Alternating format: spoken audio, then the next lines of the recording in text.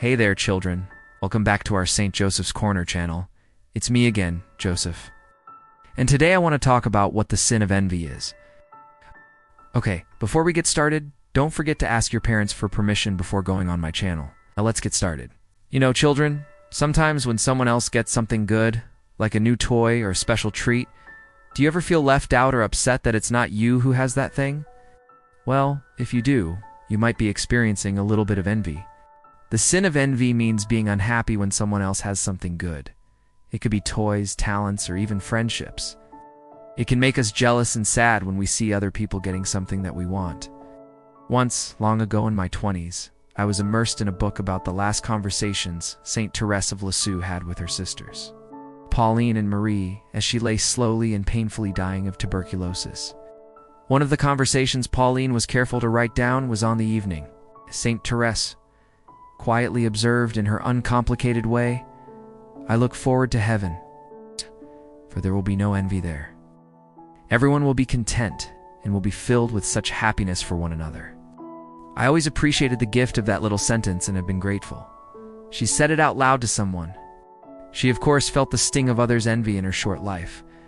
The little girls in her school envied her beautiful hair all curled lovingly by her mother. They envied her being good at schoolwork. Later in the monastery, she was envied because she followed the rule so carefully and earnestly, perhaps putting their own laxer efforts to shame. They said it was easier for her, because she had actual blood sisters there with her in the monastery to support her, though in reality she never once depended on any of her blood sisters to defend her.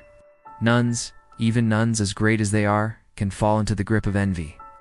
One nun even went so far as to put dirt in Therese's morning oatmeal because she was envious of her. And others were always saying things like, "How can a big smiling girl like yourself know what suffering is?" As if to intimate that she had no business understanding suffering until she was old and expert like they were. Therese was sensitive, she was passionately French, and I know it cut her to the quick. I know at first it must have left her feeling isolated, perhaps questioning herself and her lovability, and it was certainly at times emotionally exhausting for her to bear. How could it not be? The barbs of envy pierced deeply, but she learned over time to extend a well-fought for love and silence to those who envied her. That is why she is a wrought-iron little flower. That is why she is a saint. But I am still glad she mentioned it at the end of things, almost with a sigh. Envy would come to an end, and she was happy about it. It has often struck me that most of us are willing to own up to the vice of pride in a general sense. But when that pride is manifested mostly in the nasty little vice of envy, we all tend to avoid talking about it, let alone owning up to it. It makes us uneasy to think we could possibly want what someone else has so much that we are willing to destroy them for it. We have all, if we are honest, envied someone somewhere along the line. If we say we haven't, the truth is not in us. We hate the feelings envy brings with it, but they can be very strong and tenacious at times, if allowed to fester. The way many people deal with envy's stranglehold on their own heart and mind is to unburden it through gossip or innuendo or self-righteous behavior. Envy likes company and allies. This is how she acquires them. Envy is secretive. She stands aloof at the back of crowds whispering innuendo like the Pharisees when Jesus was preaching. Envy waits like a cat at a mouse hole, listening attentively for a mistake to be made that it might pounce and steal. Envy baits, sneers. It creates doubts in others' minds. It extends the silent treatment. It is a queen bee of the worst kind. When our time, envy can be found trolling and stalking about on social media, obsessed by the success of unsuspecting others and wanting to take it for itself. Comment sections are sometimes rife with it under the pretext of honest talk. In its worst, but most realistically nasty form, it can be found in Tolkien's character Gollum, who doesn't quit until he wrests the prize away, even as he is falling to his death into Mount Doom. One of my good friends once remarked that Gollum is the perfect characterization of envy, small yet ignobly powerful and ultimately all-consuming. Who of us wants to be that? Small, ignoble, nasty, and calculating. It goes against all that is truly good and human in us. So we hide it. We avoid any detection. That is where the evil one gets us. Hardly ever hear from or say to another, "Wow, I was envious. I am really sorry about that."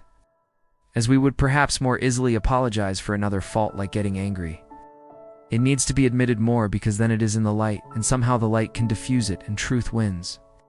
One can even laugh about it when one finally says it out loud, since most times it is ridiculous. It's one of those vices that grows to 500 times its normal size in dark inner places. I try to think of the Pharisees when I think of that dark inner festering. They wanted to keep their precious status and control in the community. He was getting the attention that was theirs, so they killed Jesus for it, even knowing he was God. Now that's a strong and deadly sin. Envy can eat away at a soul, and it leaves it in constant unrest, constant vigilance, constant exhaustion at its constant need to steal all the prizes no matter how. The envious are never at peace. For that, they are to be pitied and prayed for, to be released from the snare. That thought, though, brings us to another side of the coin. It is a given that envy hurts the envying one by obsession and no peace of soul. But envy can also deeply hurt the one envied, and in so many cases, lead that person to stop doing good works, because they don't want to feel that evil stare or the power of wagging tongues. Nor can they shoulder for long the deep, burdening hurt of not quite understanding why they are so despicable in someone else's eyes. That another person truly wishes them to be unhappy. This is sometimes what I think when Jesus talks about the talents in the gospel. Perhaps that last man, the one who buries his talent, is afraid to be talented. Human beings want so much to belong to the group, to be a part of the whole, to contribute, to be praised and loved. Other people's envy can kill that dead and perhaps leave a once tender heart cold and jaded. And depending on the temperament, it can really take a large toll on a woman. If she is sanguine, she will feel left out of the group, the kiss of death to a sanguine heart. If she is phlegmatic, she will be tempted to return to the shell from which she had just bravely ventured forth with an idea or a plan that was great, only for it to be snatched away from her and attributed to someone else out of envy. If she is melancholic, she might brood and cry a lot over how to approach her tormentors in love and forgiveness. And if she is choleric, there will most surely be a plan of retaliation waiting in the wings. None of these are good. All of these are temptations to sin. We are commanded to use the talents God has given us. We must be creative. We must serve. We must have good ideas. We must rejoice. We cannot stop doing it because someone envies those plans, ideas, or creative projects and makes us feel bad for having them. To stop out of fear would be giving in to human respect big time. But to the envious ones, think of this.